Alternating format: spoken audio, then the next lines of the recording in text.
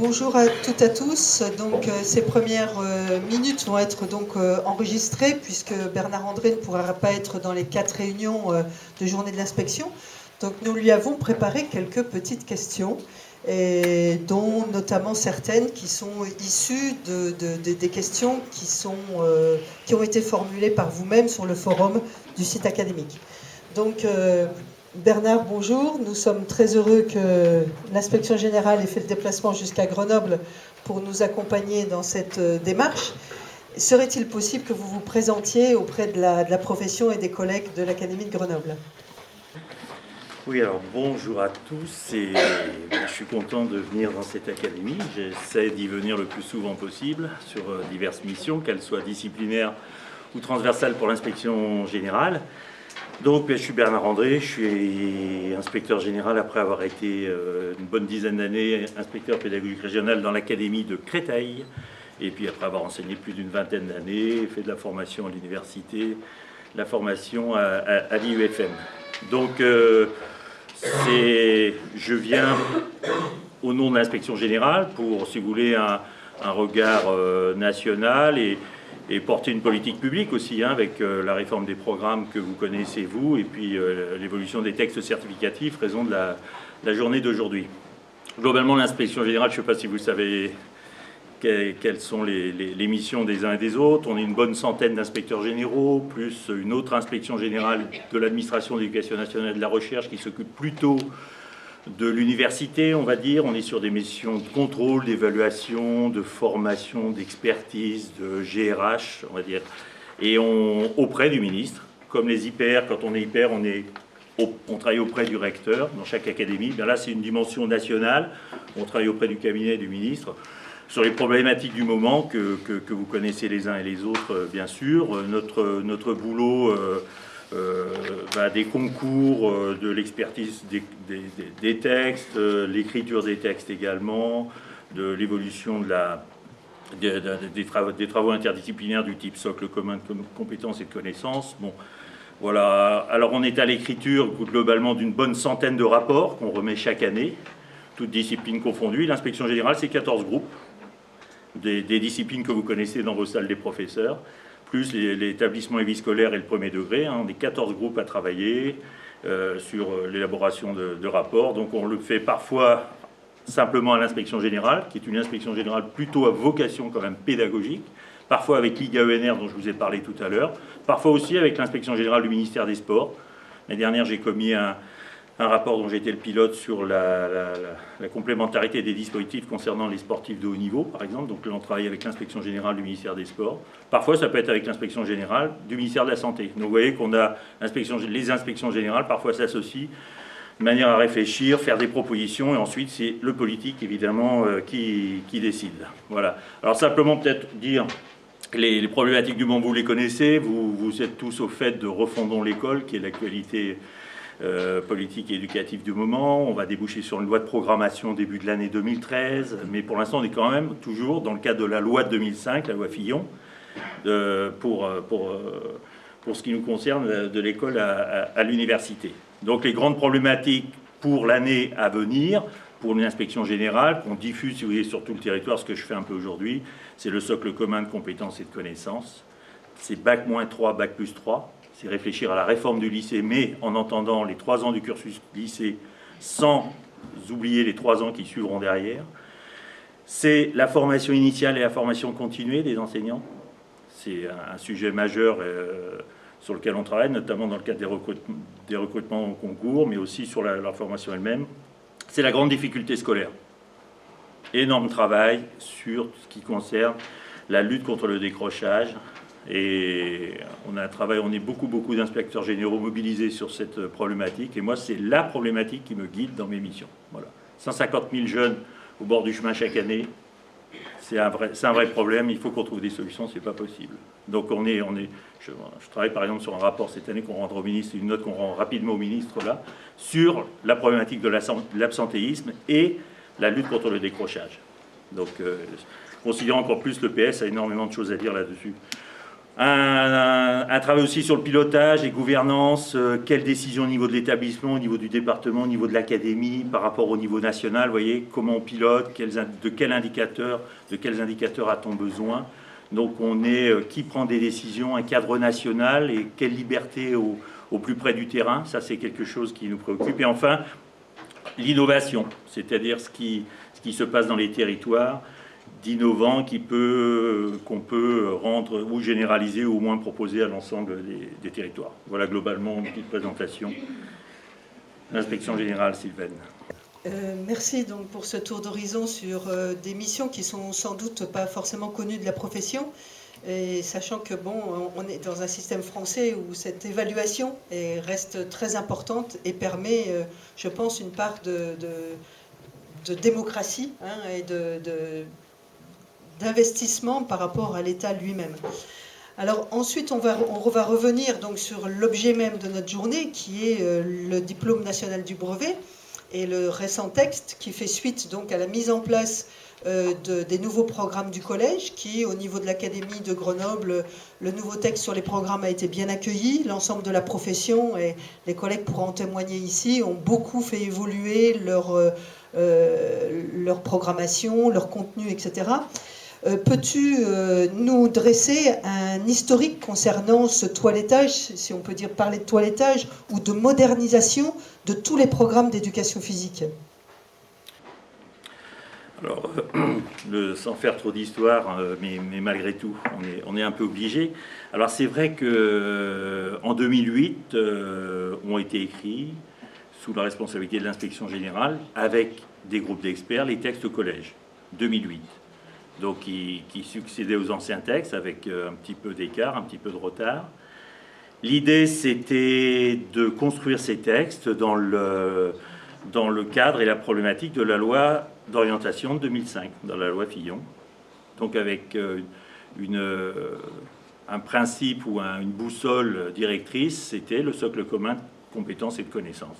Et donc si vous regardez dès le préambule du texte au collège, qui vous guide dans votre mission d'enseignant, vous avez dès le préambule et ensuite un texte qu'on va dire, entre guillemets, c'est un peu impropre comme thème, mais qui est soclé. C'est-à-dire que l'idée, c'est vraiment que ce texte-là intègre et les éléments pour permettre de s'intégrer et de construire les 7 compétences du socle commun de compétences et de connaissances. Donc c'est en 2008. En 2009, la voie professionnelle. Les textes de la voie professionnelle. On est sur un temps où on passe d'un bac professionnel en 4 ans à un bac professionnel en 3 ans. Donc on observe un rajeunissement de la voie professionnelle, tout en maintenant une certification intermédiaire en fin de seconde pour les élèves d'un niveau 5, CAP, BEP. Je ne rentre pas trop dans les détails, mais globalement c'est cela. Et ensuite en 2010, les textes concernant la voie générale et technologique. Et donc on est typiquement là dans le temps, on va dire, en EPS, où on arrive au bout de la montée pédagogique des textes collège, des textes de la voie pro et des textes de lycée. L'inspection générale, sur le site du ministère, vous pouvez le voir, on a fait l'année dernière, on a travaillé sur le suivi de la réforme du lycée, par exemple, et on faisait un point en fin de première. Là, on arrive en terminale pour les élèves de lycée qui auront vécu donc un nouveau texte complet.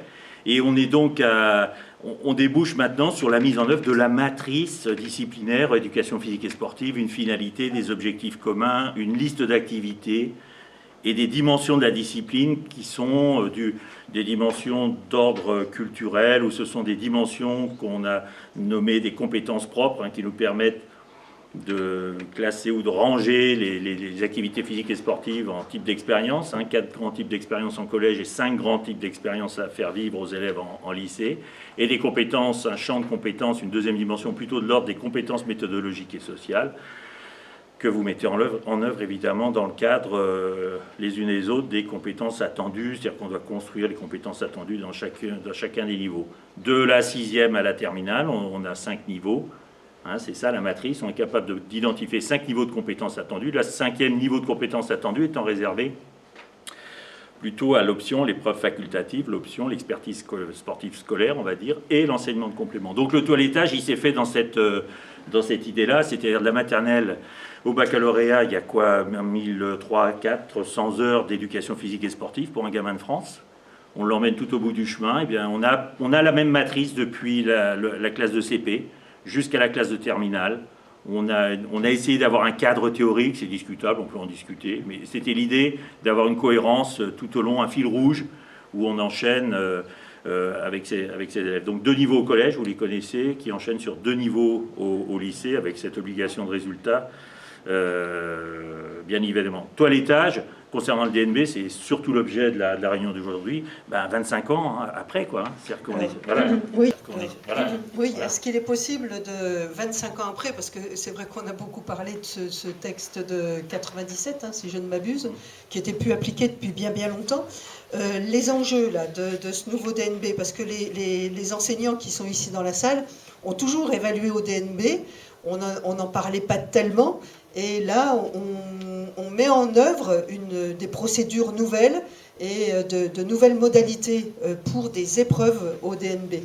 Alors, quels sont les enjeux de ce texte ? Aujourd'hui, je pense qu'on va être beaucoup sur le comment. Hein.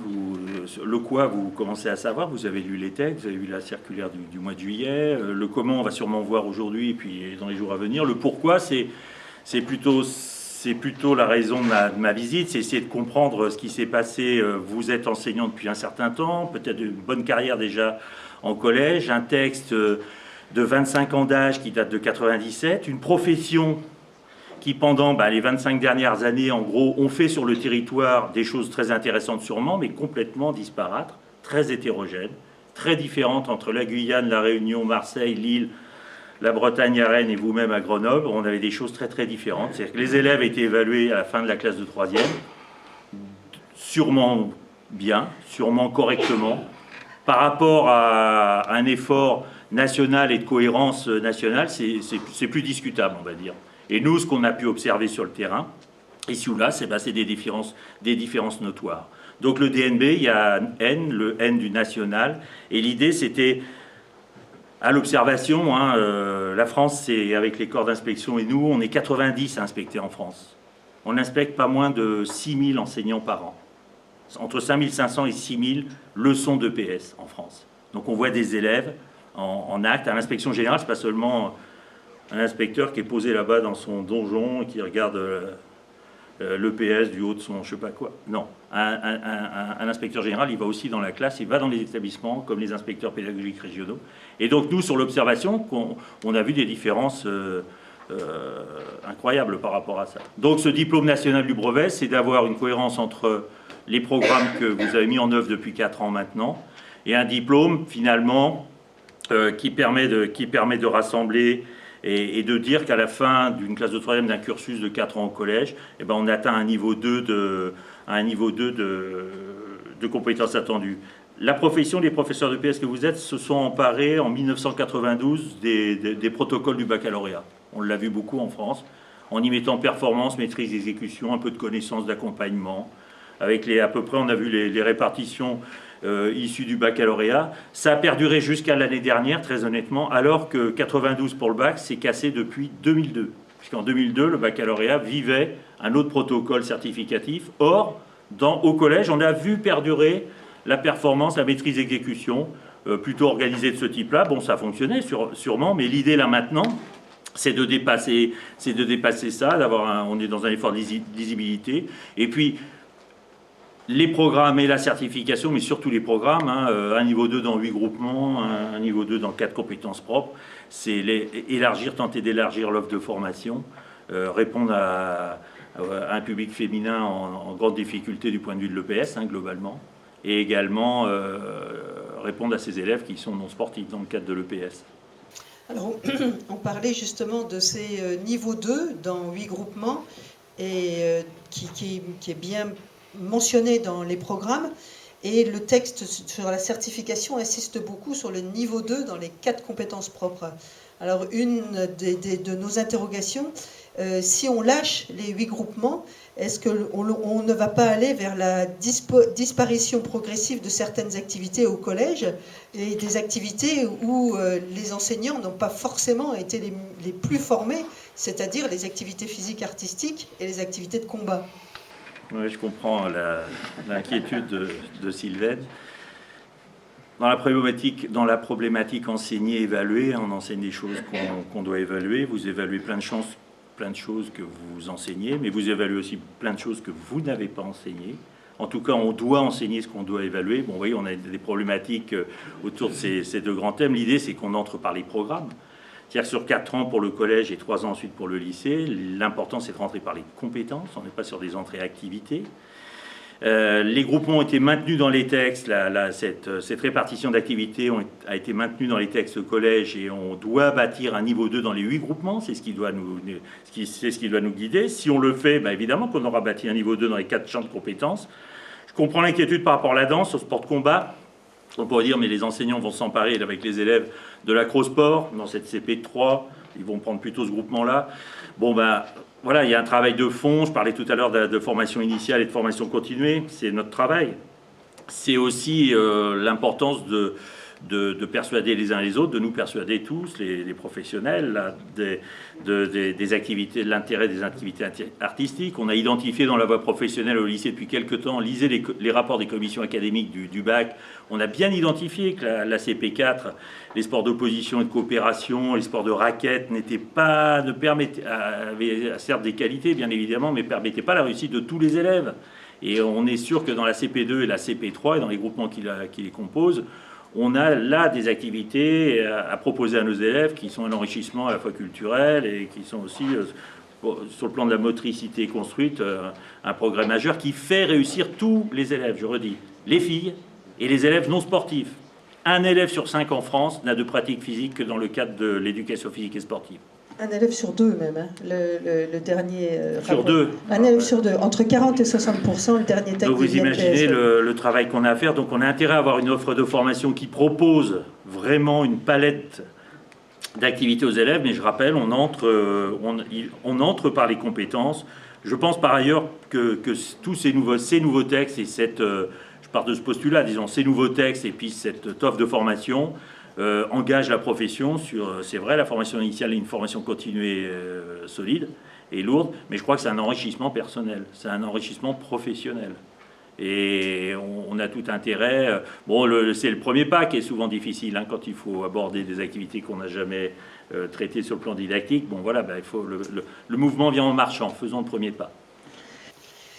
Donc nous avons bien fait ces premiers pas dans l'Académie de Grenoble puisque de nombreux stages de formation ont eu lieu ces dernières années justement sur les activités artistiques, les arts du cirque qui sont rentrés quand même en force là aussi dans les programmations et dans toutes les activités de combat.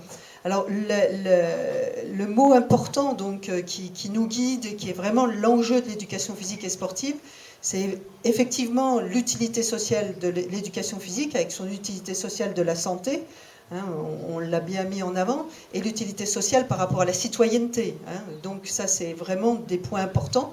Et la réussite aussi de tous les élèves. Et c'est pour cela que pour la première fois, dans le texte du diplôme national du brevet, on parle d'EPS adapté. Donc dans l'académie, là aussi, depuis les années 2000, on travaille beaucoup sur l'adaptation des textes, la reconnaissance, le conventionnement avec d'autres structures sur l'accueil des élèves handicapés, notamment, ou inaptes, et avec un certificat médical qui fait changer, qui transforme la représentation de l'EPS, puisque dans l'Académie de Grenoble, nous avons un certificat médical d'aptitude partielle et non pas d'inaptitude. Et ça change beaucoup le regard des parents, des médecins, etc. Est-ce qu'il est possible de nous dire comment et pourquoi, au niveau national, on est parti aussi sur ce fait que l'élève est apte a priori en EPS et que ce sont donc aux enseignants d'éducation physique à accueillir ces élèves et à leur faire vivre les plaisirs des expériences motrices. Là, on est dans la volonté d'appliquer la loi de 2005, tout simplement, hein, sur la scolarisation et la prise en compte des élèves en situation de handicap. C'est clairement établi. Alors, l'Académie de Grenoble est pilote en France. Vous faites partie des collègues et nos collègues corps d'inspection ici présents sont des personnes ressources. Vous êtes une académie ressources concernant l'accueil de ces jeunes. Oui, l'aptitude a priori, c'est un vrai sujet du moment. On désespère même, on espère voir plutôt ce principe que vous avez adopté à Grenoble, de le voir se répandre au niveau national, où on a des médecins donc, qui établiraient des certificats médicaux d'aptitude a priori,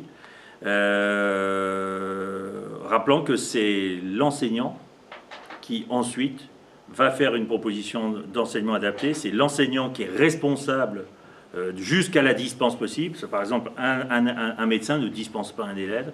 Un médecin propose un niveau d'inaptitude ici ou là, mais un niveau d'aptitude tel que vous l'avez indiqué. C'est ensuite l'enseignant, le chef d'établissement, qui est maître d'œuvre et qui, en toute responsabilité, va proposer ou décider de l'adaptation nécessaire. En tout cas, adapter l'offre pour révéler les compétences. Alors, ça ne se fait pas n'importe comment, c'est clair. Il y a une maison départementale des personnes handicapées et évidemment des PPS qui sont proposés. Vous le faites ça se fait dans ce cadre-là. C'est des adaptations individualisées, bien évidemment. Mais la polycompétence ou la polytechnicité des enseignants d'EPS leur permet de prendre en compte ces élèves. En tout cas, les maîtres mots d'accessibilité et de compensation qui composent la loi font que les enseignants sont responsables. Je pense par exemple aux auxiliaires de vie scolaire qui sont là par exemple, qui sont une aide dans le cadre d'une leçon d'EPS pour un élève qui sera en situation de handicap, qui sont une aide à l'accessibilité, mais la compensation par rapport à un PPS proposé revient à l'expertise d'un enseignant d'EPS, bien évidemment.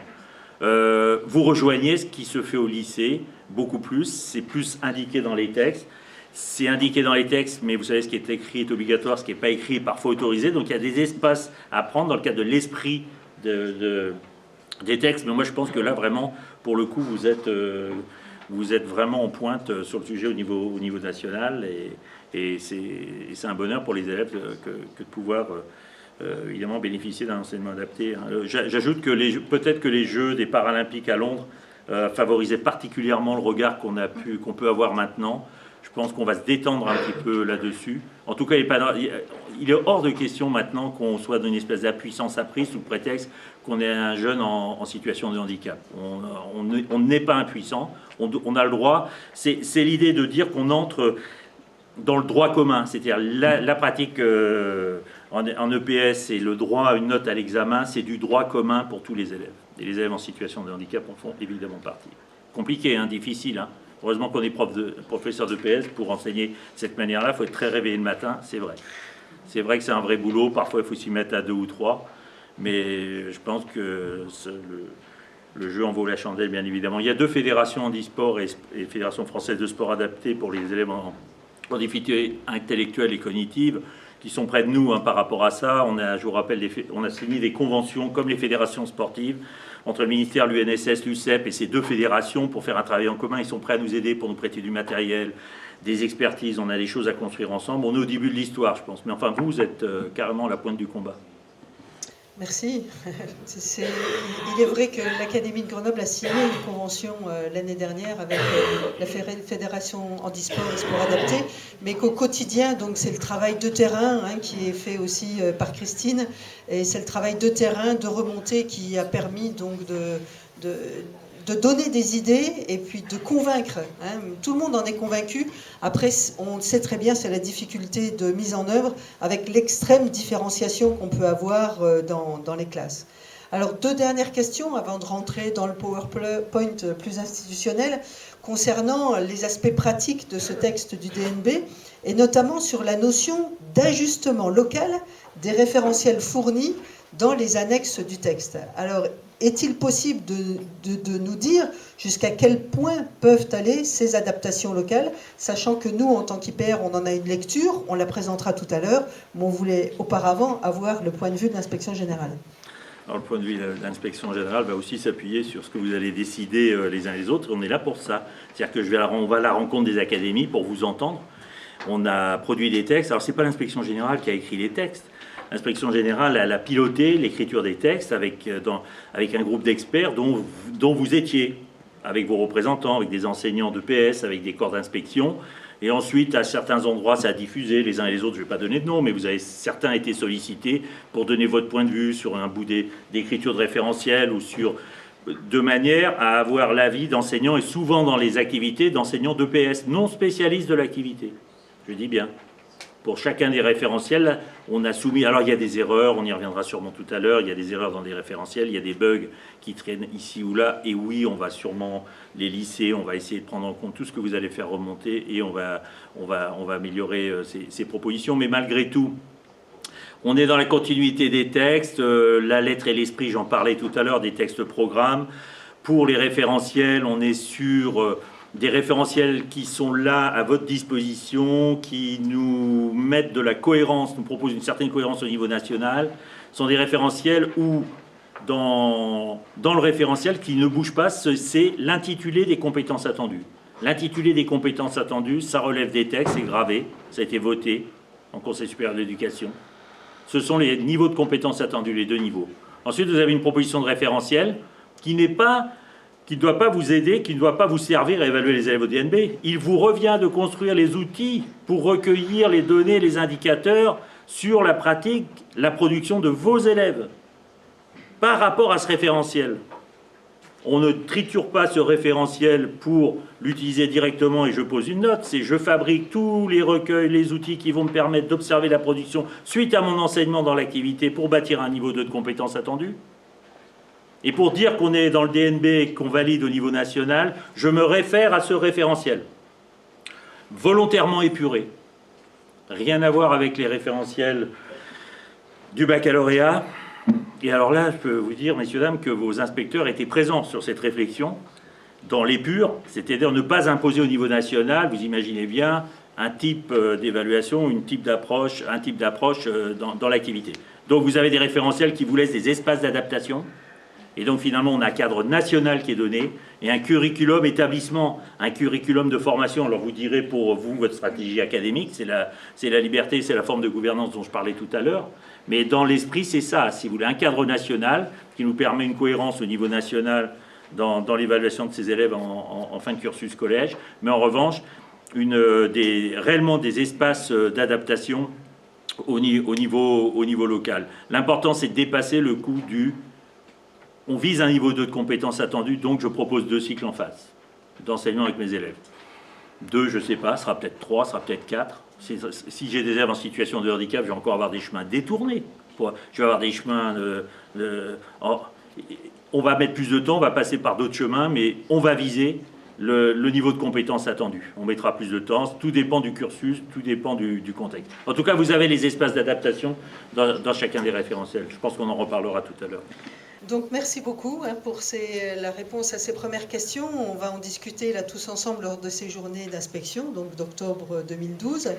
Et pour bien voir aussi que, bien comprendre les enjeux essentiels de l'EPS actuellement, qui est bien la réussite de tous par les activités physiques et sportives et par une EPS de qualité, tenant à bout de bras les progrès, les compétences, au niveau, que ce soit au niveau moteur, que ce soit dans les compétences méthodologiques et sociales, dont il faut aussi, sur lesquelles il faut bien mettre l'accent, il me semble.